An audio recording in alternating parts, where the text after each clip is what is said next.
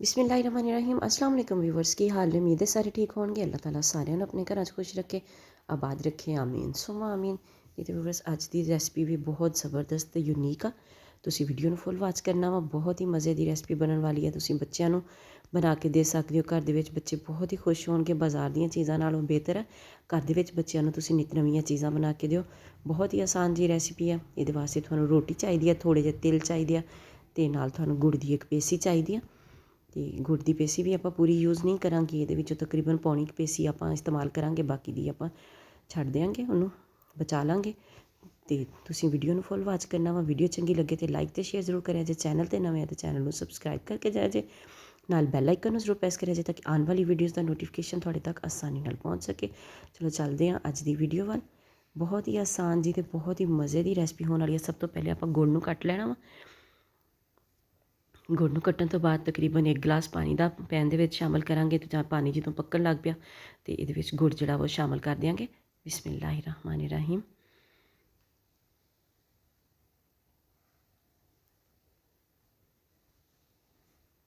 ਇਹ ਪੂਰੀ ਪੇਸੀ ਦੇ ਵਿੱਚੋਂ ਮੈਂ ਪੌਣੀ ਕੁ ਪੇਸੀ ਪਾਈ ਸੀ। ਪੇਸੀ ਜ਼ਿਆਦਾ ਵੱਡੀ ਸੀ, ਤੁਹਾਡੇ ਕੋਲ ਛੋਟੀ ਹੋਵੇ ਅਤੇ ਤੁਸੀਂ ਆਪਣੇ ਹਿਸਾਬ ਦੇ ਨਾਲ ਜਿੰਨਾ ਕੁ ਮਿੱਠਾ ਤੁਸੀਂ ਰੱਖਣਾ ਚਾਹੋ ਉਨੀ ਕੁ ਤੁਸੀਂ ਬਣਾ ਸਕਦੇ ਹੋ। ਇਹਨੂੰ ਪਕਾਵਾਂਗੇ ਅੱਛੇ ਤਰੀਕੇ ਦੇ ਨਾਲ। ਬਹੁਤ ਹੀ ਹੈਲਦੀ ਜੀ ਰੈਸਿਪੀ ਆ ਇਹ।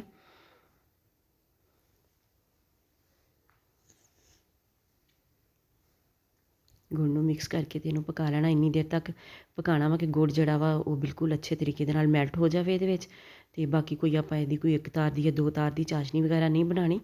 ਇਹ ਦੇਖੋ ਗੁੜ ਸਾਰਾ ਮੈਲਟ ਹੋ ਗਿਆ ਅਤੇ ਫਲੇਮ ਆਪਾਂ ਬੰਦ ਕਰ ਦਿੱਤਾ ਵਾ।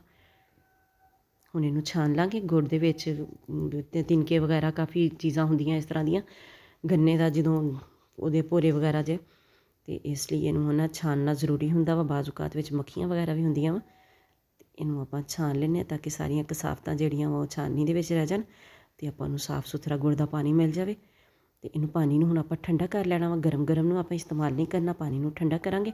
ਕਿਸੇ ਬਰਤਨ ਦੇ ਵਿੱਚ ਪਾਣੀ ਵਾਲੇ 'ਚ ਰੱਖ ਕੇ, ਪਰਾਤ ਵਗੈਰਾ ਦੇ ਵਿੱਚ ਰੱਖ ਕੇ ਇਹਨੂੰ ਠੰਡਾ ਕਰ ਲਓ, ਜ਼ਰਾ ਜਲਦੀ ਠੰਡਾ ਹੋ ਜਾਏਗਾ। ਅਤੇ ਹੁਣ ਮੈਦਾ ਲਿਆ ਵਾ, ਤਕਰੀਬਨ ਅੱਧਾ ਕੱਪ ਮੈਦਾ ਮੈਂ ਲਿਆ ਵਾ। ਅਤੇ ਉਹਦੇ ਵਿੱਚ 2-3 ਚੁਟਕੀਆਂ ਸੌਂਫ ਦਾ ਪਾਊਡਰ ਸ਼ਾਮਿਲ ਕਰ ਦਿਆਂਗੇ। ਅਤੇ ਥੋੜ੍ਹੇ ਜਿਹੇ ਇਹਦੇ ਵਿੱਚ ਤਿਲ ਸ਼ਾਮਿਲ ਕਰ ਦਿਆਂਗੇ। ਬਿਸਮਿल्लाहिर्रहमानिर्रहीम। ਇਹਨਾਂ ਨੂੰ ਮਿਕਸ ਕਰਾਂਗੇ ਥੋੜ੍ਹਾ ਥੋੜ੍ਹਾ ਪਾਣੀ ਪਾ ਕੇ ਗੁੜ ਵਾਲਾ। ਅਸੀਂ ਆਪਾਂ ਘੋਲ ਤਿਆਰ ਕਰਨਾ ਵਾ। ਇਹਦੀ ਇੰਨੀ ਕੁ ਕੰਸਿਸਟੈਂਸੀ ਹੋਣੀ ਚਾਹੀਦੀ ਆ ਕਿ ਨਾ ਹੀ ਇਹ ਬਹੁਤ ਜ਼ਿਆਦਾ ਰਨੀ ਹੋਵੇ ਅਤੇ ਨਾ ਹੀ ਬਹੁਤ ਜ਼ਿਆਦਾ ਥਿਕ ਜਿਹਾ ਹੋਵੇ। ਇਹਦੇ ਨਾਲ ਆਪਾਂ ਕੋਟਿੰਗ ਤਿਆਰ ਕਰ ਰਹੇ ਹਾਂ ਆਪਣੇ ਸਨੈਕਸ ਦੀ, ਅਤੇ ਇਸ ਲਈ ਆਪਾਂ ਕੋਟਿੰਗ ਤੁਹਾਨੂੰ ਵੀ ਪਤਾ ਵਾ ਕਿ ਕਿਸ ਤਰ੍ਹਾਂ ਦੀ ਰੱਖੀ ਜਾਂਦੀ ਹੈ। ਬਹੁਤ ਜ਼ਿਆਦਾ ਰਨੀ ਨਹੀਂ ਹੁੰਦੀ ਅਤੇ ਨਾ ਹੀ ਬਹੁਤ ਜ਼ਿਆਦਾ ਥਿਕ ਹੁੰਦੀ ਆ। ਅਤੇ ਇਹ ਦੇਖੋ ਮਾਸ਼ਾਅੱਲਾ ਜ਼ਬਰਦਸਤ ਜੀ। ਤੁਹਾਨੂੰ ਵੀਡੀਓ ਚੰਗੀ ਲੱਗੇ ਤਾਂ ਲਾਈਕ ਅਤੇ ਸ਼ੇਅਰ ਜ਼ਰੂਰ ਕਰਿਆ ਜੇ। ਚੈਨਲ 'ਤੇ ਨਵੇਂ ਆ ਤਾਂ ਚੈਨਲ ਨੂੰ ਸਬਸਕ੍ਰਾਈਬ ਕਰਕੇ ਜਾਇਆ ਜੇ। ਨਾਲ ਬੈਲ ਆਈਕਨ ਨੂੰ ਜ਼ਰੂਰ ਪ੍ਰੈਸ ਕਰਿਆ ਜੇ ਤਾਂ ਕਿ ਆਉਣ ਵਾਲੀ ਵੀਡੀਓਜ਼ ਦਾ ਨੋਟੀਫਿਕੇਸ਼ਨ ਤੁਹਾਡੇ ਤੱਕ ਆਸਾਨੀ ਨਾਲ ਪਹੁੰਚ ਸਕੇ। ਇਹ ਕੋਟਿੰਗ ਜਿਹੜੀ ਹੈ ਬਿਲਕੁਲ ਲੰਮਸ ਫਰੀ ਹੋਣੀ ਚਾਹੀਦੀ ਹੈ। ਦੇਖ ਲਓ ਮਾਸ਼ਾਅੱਲਾ ਇਹਦੀ ਕੰਸਿਸਟੈਂਸੀ ਕਿੰਨੀ ਜ਼ਬਰਦਸਤ ਆ। ਅਤੇ ਹੁਣ ਆਪਾਂ ਰੋਟੀ ਲੈ ਲਾਂਗੇ। ਜਿਹੜੀ ਰੋਟੀ ਆਪਣੇ ਕੋਲ ਸੀਗੀ, ਰੋਟੀ ਨੂੰ ਕਟਿੰਗ ਕਰ ਲਾਂਗੇ ਉਹਦੀ। ਇਸੇ ਤਰ੍ਹਾਂ ਆਪਾਂ ਹੁਣ ਸਾਰੀ ਰੋਟੀ ਦੀ ਨਾ ਲੰਬੇ ਲੰਬੇ ਸਟ੍ਰਿਪਸ ਕੱਟ ਲਾਂਗੇ ਅਤੇ ਬਾਅਦ ਦੇ ਵਿੱਚ ਉਹਨੂੰ ਦਰਮਿਆਨ ਦੇ ਵਿੱਚੋਂ 2 ਪੀਸ ਕਰ ਲਾਂਗੇ।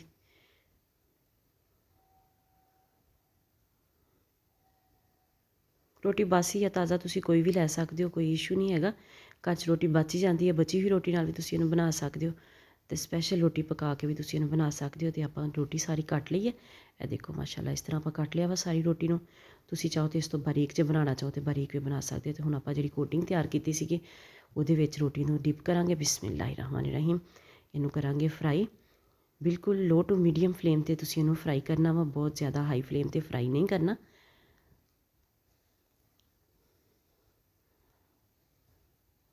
ਬਹੁਤ ਹੀ ਮਜ਼ੇ ਦੇ ਤੁਹਾਡੇ ਸਨੈਕਸ ਤਿਆਰ ਹੋ ਜਾਣਗੇ। ਇਹ ਤੁਸੀਂ ਮਿੱਠੀਆਂ ਟਿੱਕੀਆਂ ਜਿਹੜੀਆਂ ਬਣਾ ਕੇ ਖਾਂਦੇ ਹੋ ਉਹਦੇ ਨਾਲੋਂ ਵੀ ਤੁਹਾਨੂੰ ਜ਼ਬਰਦਸਤ ਲੱਗਣਗੇ। ਜਿਸ ਤਰ੍ਹਾਂ ਗੁੜ ਵਾਲੀ ਮਿੱਠੀ ਰੋਟੀ ਬਣਾਈ ਹੋਈ ਹੁੰਦੀ ਹੈ ਉਸ ਤਰ੍ਹਾਂ ਦਾ ਤਕਰੀਬਨ ਇਹਦਾ ਟੇਸਟ, ਬਹੁਤ ਹੀ ਮਜ਼ੇ ਦਾ ਟੇਸਟ ਆਏਗਾ ਇਹਦਾ। ਅਤੇ ਜ਼ਬਰਦਸਤ ਹੀ ਲੱਗੇਗੀ। ਬੱਚਿਆਂ ਨੂੰ ਜ਼ਰੂਰ ਪਸੰਦ ਆਏਗੀ ਅਤੇ ਘਰ ਦੇ ਵਿੱਚ ਵੱਡੇ ਬਜ਼ੁਰਗ ਨੇ ਉਹਨਾਂ ਨੂੰ ਬਹੁਤ ਪਸੰਦ ਆਏਗੀ। ਲੇਕਿਨ ਇਹ ਵਾ ਕਿ ਬਜ਼ੁਰਗਾਂ ਨੂੰ ਤੁਸੀਂ ਜੇ ਦੇਣੀ ਹੈ ਤਾਂ ਉਹਨਾਂ ਨੂੰ ਗਰਮ ਗਰਮ ਹੀ ਦਿਆ ਜੇ, ਕਿਉਂਕਿ ਬਾਅਦ ਦੇ ਵਿੱਚ ਇਹਨੇ ਖਸਤਾ ਹੋ ਜਾਣਾ ਵਾ। ਅਤੇ ਜਵਾਨ ਲੋਕ ਤਾਂ ਖਾ ਲੈਂਦੇ ਆ, ਖਸਤਾ ਚੀਜ਼ ਅੱਛੀ ਲੱਗਦੀ ਹੈ, ਮਜ਼ੇ ਦੀ ਲੱਗਦੀ ਹੈ।